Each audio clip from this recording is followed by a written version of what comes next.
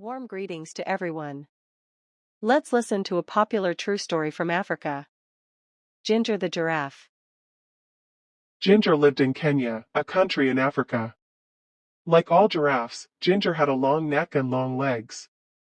Because she was so tall, she was able to eat food from the very tops of the trees in the savanna. The savanna in Africa is an area with lots of grass and some trees. Sometimes, a savanna is called grasslands. The other animals like zebras and antelopes could not reach where Ginger could reach. But Ginger always found food. She loved the leaves and the new buds of the trees. One day, Ginger was busy eating her favorite leaves along with some other giraffes. It was a bright sunny day and there was not a cloud in the sky. It had not rained for a long time, so the grass was very dry. She heard a noise down at the bottom of her extra long legs. It was her friend, Mickey the monkey. Mickey was trying to say something, but Ginger couldn't understand what he was saying. He looked very tired. "What's wrong?" asked Ginger. Ginger was a very kind giraffe and wanted to help everyone. Just then Mickey fell over. Ginger was also a smart giraffe. She knew what was wrong. Mickey couldn't find anything to eat and he was very hungry. Ginger nibbled some fresh, tender leaves and buds from the top of the tree where she was eating. She dropped some of the leaves and buds to the ground near where Mickey was. Then she nudged him a little with the hoof at the bottom of one of her very long legs. "Wake up, Mickey," said Ginger. "I found something for you to eat." Slowly Mickey sat up and ate a little. After a while, when Mickey was feeling better, Ginger asked him, "What's happened, Mickey? Why are you so hungry? Why can't you find anything to eat?" Mickey said, "It hasn't rained for so long and now there's no more food." "That's not good," said Ginger. "What's happening with the other animals?" "No one knows what to do," answered Mickey. "All the zebras and the antelopes and the elephants are getting worried about the dry grass. Some of them are thinking about leaving the savanna and trying to reach the jungle." "That's a long trip," said Ginger. "Are you going to go with them?" "I don't know," answered Mickey. "What do you think we should do?" Ginger thought for a while and then suddenly, she had a good idea. "We should go talk to Leo the lion. He is the smartest animal in the savanna." Mickey was too tired to walk, so Ginger invited him to ride on her back. "Hold on tight to my neck," said Ginger. "There's a lot to hold on to," joked Mickey. Ginger laughed. "You're right. I've got the longest neck in Africa."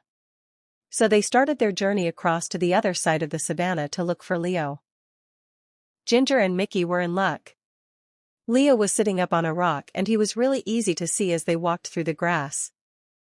"Hi, Leo," they both shouted. Leo had been napping and was a little grumpy when they woke him up. But he was polite and said, "Hello Ginger and Mickey.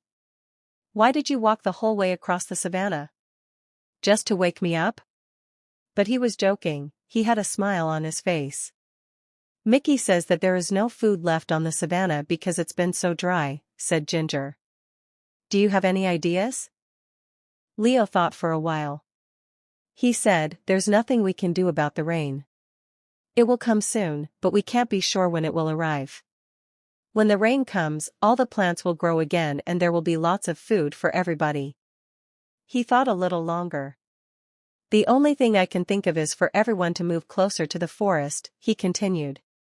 "There will be more things to eat there, but I know it's a long trip and it will not be very easy. It might take days to get there." Ginger and Mickey looked at each other and then looked back at Leo. "Thank you, Leo," said Ginger. "It's probably best if they all try to get closer to the jungle." They said goodbye and then walked back across the savanna. Now they needed to gather all of the animals together to start the long journey. Ginger didn't need to go along because she had plenty of food in her high trees. But she was a good friend and wanted to help as much as she could. They walked towards her favorite trees and guess what she and Mickey saw? All of the animals were already gathered there and waiting for Ginger and Mickey. "Why are you all here?" asked Ginger. "Eddie the eagle told us that you're taking us to the edge of the jungle," said one of the zebras. "How did he know?" asked Mickey. He heard you talking with Leo, said one of the antelopes. So you've all decided to try to walk together to the jungle? Asked Ginger. Yes, they all answered. If you'll help us to get there, added one of the elephants. Of course, I'll help, said Ginger. I'm your friend. So they started on their big journey across the savannah to the jungle. The sun was so hot and there was no food and no place to get a drink of water. And then they heard it. It was thunder. Thunder, they all shouted. Thunder was very scary to the animals of the savannah. Can you guess why? Fire. Sometimes the lightning hits the dry grass and the whole savannah catches fire. Then everyone has to run. And that is exactly what happened. Fire, they shouted. They could smell it. And now they could see it. The fire was coming towards them. Ginger had to think fast. Because she was so tall she could see farther than any of the other animals. She stretched her long neck up as far as she could. Now she could see a place where there was no fire. Quick, she said. Everyone run this way. All of the animals followed her. And ran as fast as they could. Soon, they were out of danger. They stopped and gathered together one more time. Is everyone here?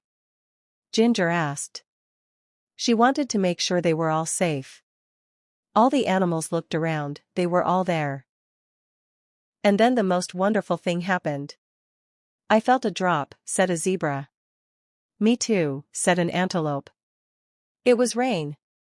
Finally. Everyone was very happy. It started to rain a little more and then a little more. The rain put out the fire so they didn't have to run. And the rain filled their watering holes and made the plants grow again. So they didn't have to make that long trip to the edge of the jungle. Everyone would soon have enough food and water. So Ginger, the giraffe, went back to her favorite tree and continued to munch on the leaves and buds.